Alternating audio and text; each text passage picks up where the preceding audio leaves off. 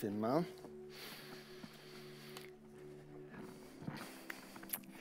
So, ich darf anfangen mit der ersten von diesen 3 Predigten. Wir werden nachher noch in den Genuss kommen und 2 von unseren Unterschüler und Schülerinnen hören, wie sie ihre Predigt machen. Und ich sage euch, ich freue mich. Das ist immer mega cool, wird speziell. Und ich darf jetzt die erste Predigt, das erste Thema mit einer Frage anfangen. Und zwar folgende Frage. Hast du vielleicht schon mal etwas in diese Richtung erlebt? Und zwar, du bist irgendwo Teil von einer Versammlung, zum Beispiel einem Gottesdienst oder vielleicht auch ein Lager oder eine Worship-Nacht oder so eine Kleingruppe, einfach so eine christliche Versammlung, wo sich Leute getroffen haben und du bist dort dabei gewesen. Und nach der Versammlung kommt ja häufig so der Moment, wo nachher Leute austauschen, oder? Dann sagen sie, hey, wie hast du es erlebt, wie war es gewesen, oder? Und vielleicht hast du das schon mal erlebt, nachher, wo austauscht wird, die anderen fangen plötzlich an schwärmen. Die gehen plötzlich so an, hey, das war jetzt so genial gewesen. Also ich habe Gott mega fest erlebt und die erzählen von ihrem Gotteserlebnis, oder?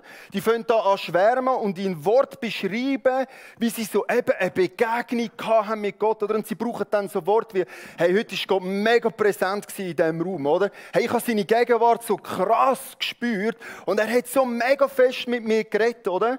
Hey, bist du vielleicht schon mal in so einem Treffen gewesen? Und nachher haben das Leute so gesagt. Und wenn du jetzt ganz ehrlich wärst, so, deine Antwort wäre eigentlich eher so ein bisschen, nein. Für mich ist es jetzt überhaupt nicht so gewesen. Also, ich habe Gott jetzt nicht so mega gespürt oder erlebt, oder? Vielleicht hast du das schon gehabt, so einen Moment, oder, wo sich die anderen alle scheinen einig zu sein. Und die sind da miteinander am drüber schwärmen und am geniessen, wie herrlich der Moment jetzt war, die Gottesbegegnung, wie sie einfach Gott erlebt und gespürt haben. Aber du, einfach irgendwie gerade nicht so. Irgendjemand schon mal in so einer Situation gewesen, wo, also ihr müsst jetzt nicht eure Hand aufstrecken, aber vielleicht hast du es schon so erlebt, gell? Und vielleicht bist du in dem Moment nicht ehrlich gewesen und hast einfach gefunden, hey, ja, nein, super gewesen, mega genial und so. Frage mich einfach nicht, ob ich das auch so erlebt habe, weil ehrlich gesagt, ich habe es nicht so erlebt. Aber wenn du ehrlich wärst, müsstest du sagen, du, sorry, eigentlich, ich habe es jetzt gerade so nicht erlebt. Irgendjemand, der würde sagen, ja, das beschreibt eine Erfahrung, die ich in der Vergangenheit mal gemacht habe. Immer noch, ihr müsst die Hand nicht aufheben. Aber lass mich dir folgende Frage stellen. Wenn du dich jetzt wiederfindest in dieser Beschreibung, quasi alle anderen haben Gott schon mega erlebt, aber du nicht. Darf ich dir folgende Frage stellen? Was ist eigentlich los mit dir?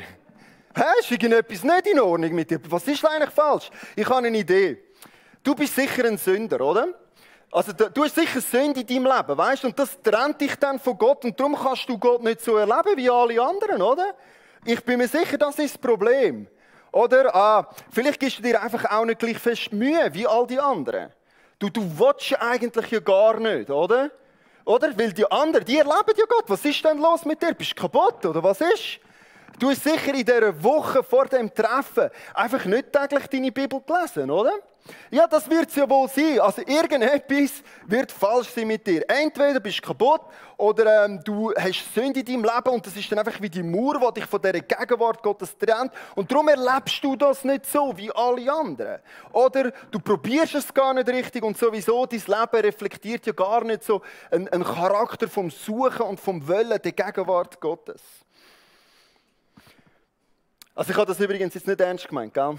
Für all die, die nicht fließend sind in der Sprache vom Sarkasmus. Ich habe das nicht ernst gemeint. Aber vielleicht ist das doch etwas, wo du dir selber auch schon mal gestellt hast.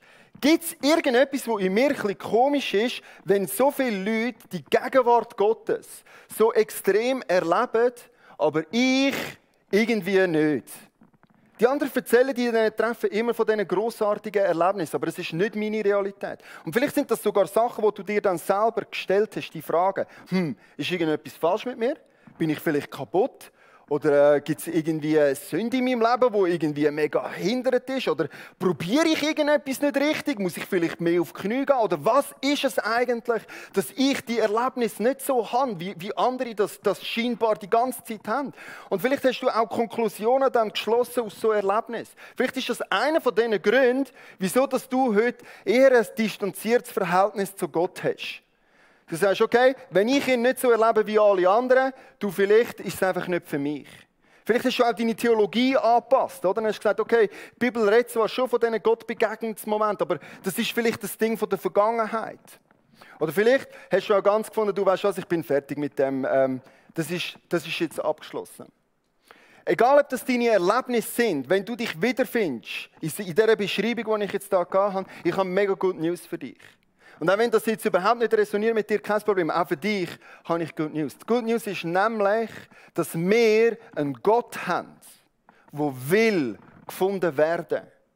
Wir haben einen himmlischen Vater, der will nahe sein bei uns, der will, dass jeder einzelne Mensch darf in seine Gegenwart kommen und eine Begegnung haben mit ihm. Im Jakobus 4,8 beschreibt es der Schreiber von dem Brief, vom Jakobusbrief, mit genialen Worten. Er sagt nämlich Folgendes: Sucht die Nähe Gottes, dann wird er euch nahe sein. Sucht die Nähe Gottes, dann wird er euch nahe sein. Das ist das Versprechen von unserem himmlischen Vater, dass er möchte, dass wir dürfen die Gottbegegnungen haben, dass wir dürfen Zugang finden zu seiner Gegenwart und dass wir können ihm näher kommen. Jetzt, der Knackpunkt ist vielleicht in folgender Situation. Wie dann kannst du näher kommen zu Gott? Wie dann kannst du in seine Gegenwart kommen? Und da möchte ich jetzt euren Horizont ein bisschen erweitern.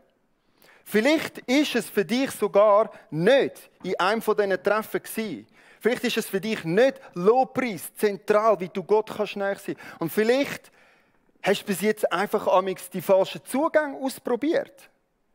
Ich möchte folgende Gedanken dir mitgeben. Im 1. Mose 1, 26 bis 27 sagt die Bibel etwas fundamental Wichtiges. Sie sagt nämlich, wie wir Menschen erschaffen worden sind. Dort steht, dann sagte Gott, jetzt wollen wir den Menschen machen, unser Ebenbild, das uns ähnlich ist. Er soll über die ganze Erde verfügen, über die Tiere im Meer, am Himmel und auf der Erde. So schuf Gott den Menschen als sein Abbild, ja, als Gottes Ebenbild. Und er schuf sie als Mann und Frau. So sind wir Menschen konzipiert und erdacht worden vom himmlischen Vater. Er hat uns erschaffen in seinem Ebenbild. Und wenn wir mal einen Gedanken darüber investieren, wie ist dann unser Gott, dann kommen wir zum Schluss, er ist so extrem vielfältig, mit so vielen verschiedenen Aspekten, dass es uns nie wird möglich sein, seine Fülle jetzt erfassen. Er ist ein Schöpfer, der Natur erschaffen hat. Er ist leislich. Und er ist laut gleichzeitig. Er ist im Feinen und er ist im Groben. Er ist fürsorglich. Er ist gerecht. Er hat Sinneswahrnehmungen gemacht. Er hat uns eine Tradition mit auf den Weg. Und es ist gewusst, er ist sogar ein Gott, der selber Lobpreis macht. Und es gibt eine Bibelstelle, wo drin steht, dass Gott über uns tanzt. Also wir müssen eingestehen, Gott ist so mega vielfältig, so breit und so divers. Und wenn wir geschaffen sind in seinem Ebenbild, dann ist eigentlich zu erwarten, dass wir die Vielfältigkeit reflektieren, oder? Wir alle sind erschaffen in seinem Ebenbild. Und darum sollten wir annehmen, dass wir alle auch in dieser Vielfältigkeit erschaffen worden sind. Und unser Zugang zu Gott, das ist das erste Thema. Was haben wir für Zugang zu Gott? Ich behaupte jetzt einfach mal, so breit wie Gott ist, so breit sind unsere persönlichen Zugänge zu Gott. Vielleicht hast du die Erlebnis gemacht, dass in einem gewissen Setting, auf eine gewisse Art und Weise, einfach der Zugang zu Gott überhaupt nicht funktioniert hat für dich. Und vielleicht hat das zu Frustration geführt. Darf ich dich ermutigen, neu darüber nachzudenken, was könnte dein persönlicher Zugang zu Gott sein? Wie kannst du Gott näher kommen? Das Versprechen steht, die ihm näher kommen, die werden Gottes Nähe erleben und er wird näher kommen zu uns. Ich habe euch eine kleine Liste gemacht, mitgebracht, einfach als Gedankenanstoß, wie könnte man denn Gott alles erleben? Und die Liste ist natürlich nicht abgeschlossen, die könnte noch viel breiter sein, aber das ist mal ein paar Vorschläge. Vielleicht bist du ein Mensch, der Gott erleben kann in der Natur. wo, wenn du in seiner Schöpfung drin bist, musst du einfach sagen, wow, so krass ist Gott, so viel hat er gemacht. Vielleicht bist du jemand, der im enthusiastischen Lobpreis Gott erlebt. Das wäre wahrscheinlich eher ich, gell? Vielleicht bist du jemand, der in der traditionellen Art und Weise Gott erlebt. Vielleicht ist gewisse Traditionen, die dir einen Zugang zu Gott verschaffen. Vielleicht bist du der im Asketismus Gott erlebt. Leider bin das nicht ich. Das ist natürlich mega traurig, dass ich im Verzicht Gott leider nicht so erleben kann. Ja, darum mache ich das halt jetzt auch ein bisschen weniger. Vielleicht erlebst du Gott mit ganz vielen verschiedenen Sinneswahrnehmungen. Vielleicht kannst du schmecken, riechen, spüren und einfach so Gott erleben. Es gibt Menschen, die erleben Gott, wenn sie sich um andere Menschen kümmern. Wenn sie in Fürsorge können Gottes Charakter reflektieren und widerspiegeln und dann merken, wow, da habe ich Zugang zu Gott. Ich mache jetzt etwas, das er in mich hineingetan hat. Und das gibt mir eine Verbindung mit Gott, wo so einzigartig ist, wie ich halt eben erschaffen worden bin in seinem Ebenbild. Vielleicht bist du jemand, der sich für Gerechtigkeit einsetzt und so Gott reflektiert, widerspiegelt auf dieser Erde. Vielleicht ist das dein Zugang. Oder du bist jemand, der in der Bibel und im Lernen Gott erlebt. Vielleicht bist du eine Person, wo, wenn du die Bibel aufmachst, dann redet das zu dir und gibt dir das eine Verbindung mit Gott, wo du sonst so nie erlebst. Ich kenne Leute, zum Beispiel Céline, unsere Unti-Lehrerin, ist eine von diesen Personen. Sie erlebt Gott einfach am intensivsten und am nächsten, wenn sie sich mit dem Wort Gottes auseinandersetzt. Ihr seht, da hat es noch einen kleinen QR-Code drauf und eine Internetseite. Auf dieser Internetseite, wenn du dich mit dem ein bisschen auseinandersetzen möchtest, gibt es auch einen kurzen Test, den du machen könntest. Wenn du jetzt sagst, okay, ich habe mir das noch gar nicht überlegt, so breit könnte die Zugang Gottes sein, kannst du einfach schnell den QR-Code scannen, das bringt dich auf eine Internetseite und dort kannst du einfach ein paar simple Fragen beantworten und vielleicht kann dir das helfen, zu verstehen, wie du persönlich mit Gott viel mehr könntest connecten. Und meine Hoffnung ist, dass du neu einen Zugang zu Gott kennenlernen darfst. Wir steigen jetzt ein in ein weiteres Lied und nach dem Lied kommt die zweite Predigt.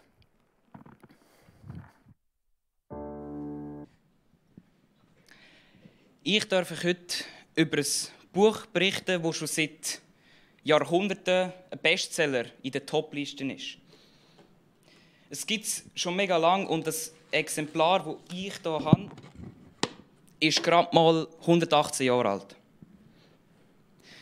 Das Buch hier ist eine alte Lutherbibel. Die Hauptfrage, die vielen Menschen beim Thema Bibel aufkommt, ist ja eigentlich, die Bibel ist ein uraltes Buch. Wie können die Sachen, die hier drin stehen, überhaupt stimmen? Und ist es noch relevant für uns? Gewissermaßen hat es schon etwas an Wahrheit, weil die Texte der Bibel sind ja immerhin 2.000 bis 3.000 Jahre alt. Und die Wurzeln von diesen Geschichten, Gebet und Lieder gehen sogar noch weiter zurück.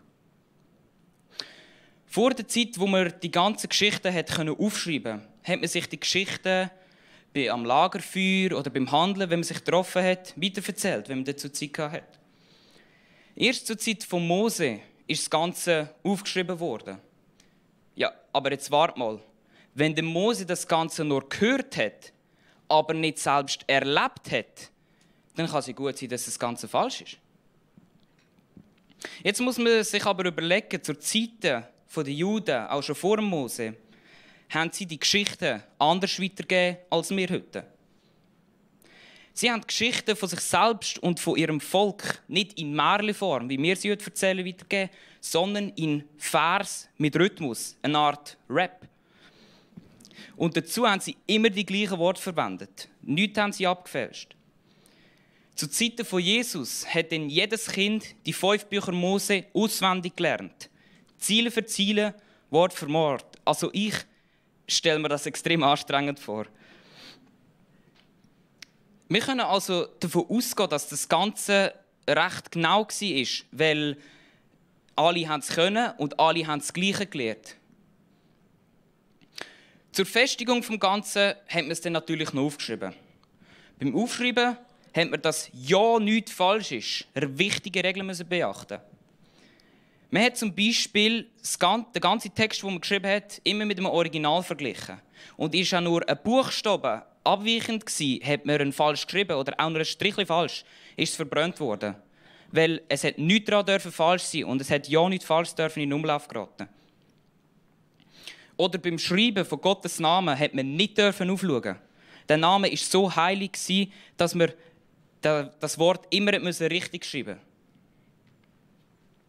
Das heisst, wenn wir ja jetzt über das Ganze drüber schauen, dass die schriftliche Überlieferung noch genauer ist als die mündliche. Und die mündliche ist schon sehr genau. Die Bibel ist mega lang aufbewahrt worden und nicht verfälscht worden. Wir lesen also heute immer noch das, was in den alten Schriftstücken gestanden ist.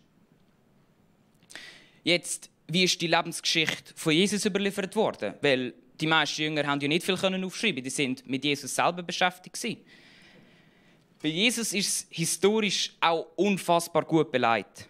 Man sagt sogar, dass es mehr historische Beweise gibt, dass es Jesus gegeben hat, als dass es den Cäsar gegeben hat. Weil nicht nur die Bibel berichtet von Jesus, sondern auch Schriftstücke von römischen oder jüdischen Gelehrten. Aus diesen nicht-biblischen Quellen ist beleidigt, dass es einen Jesus gegeben hat, der Wunder getan hat und dass er am Abend vor dem Passafest hingerichtet worden ist.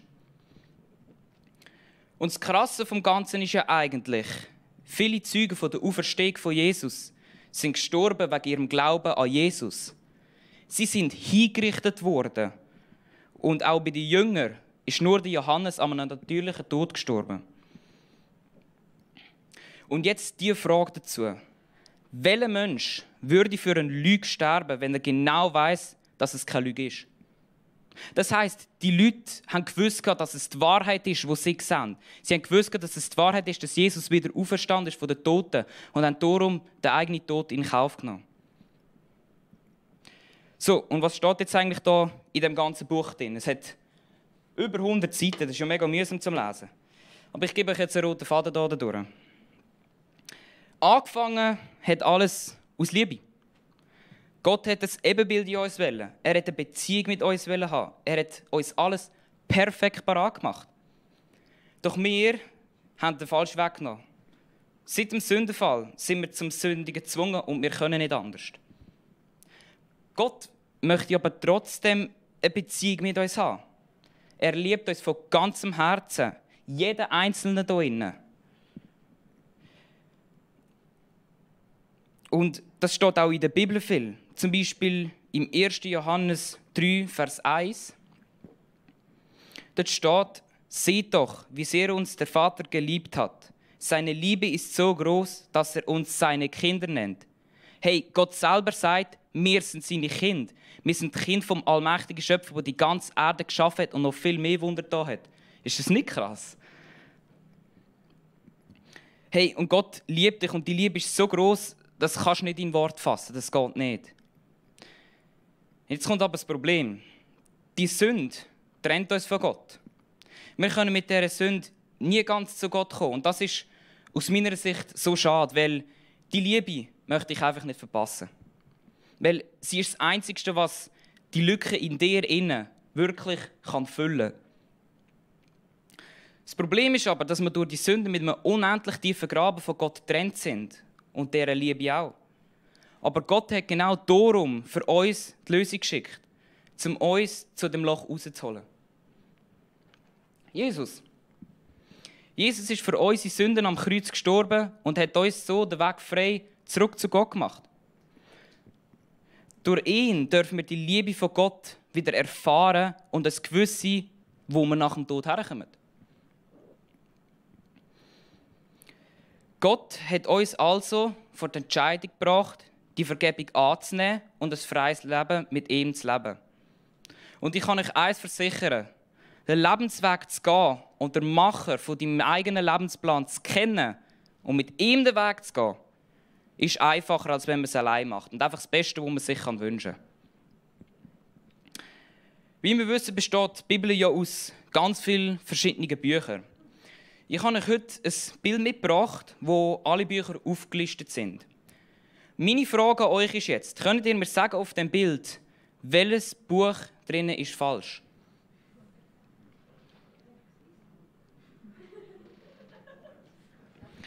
Eigentlich ist daran gar nicht falsch. Mein Name steht zwar drin, aber das stimmt so. Weil die ganze Geschichte, die Gott mit diesen Menschen geschrieben hat, der Weg von der Sündigung zur Rettung, der war nicht nur für den gültig. Nein, der gilt auch heute noch. Du kannst dich heute noch für diesen Weg entscheiden und dir deine Sünden vergeben. Und den Weg zu gehen mit Gott, den Weg zu gehen mit Gott und die Geschichte zu schreiben, ist einfach wunderbar. Es lebt sich in dieser Welt viel einfacher mit Gott. Und ich persönlich möchte Gott einfach mein Lob zusprechen und ihn ehren für das, was er für uns gemacht hat und für die Möglichkeiten, die er uns durch Jesus gibt. Und dass wir, durch das, dass wir uns die Sünden vergeben können, können wir unsere Zeit sinnvoll auf dieser Erde nutzen, bis wir dann irgendwann wieder zurück zum Vater können in den Himmel und ihm wieder dürfen in die Augen schauen. Ich gebe dir heute eine kleine Aufgabe mit. Wenn du noch nicht Christ bist oder deinen Glauben ein bisschen verloren hast, ein bisschen dahinter liegt, ein bisschen mitziehst, dann nimm das Angebot von Gott an und glaub mir's, du wirst es keine Sekunde bereuen. Auch wenn es mal schwer wird, Gott schaut für dich, Gott liebt dich und er ist immer bei dir. Danke fürs Zuhören.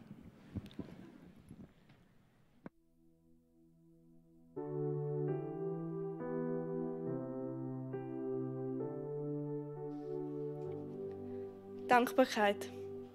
Was ist das genau? Man sagt ja immer, komm, sei dankbar. Die Mami sagt einem immer, du sollst dankbar sein, dass du ein Essen hast oder dass wir ein Dach über dem Kopf haben.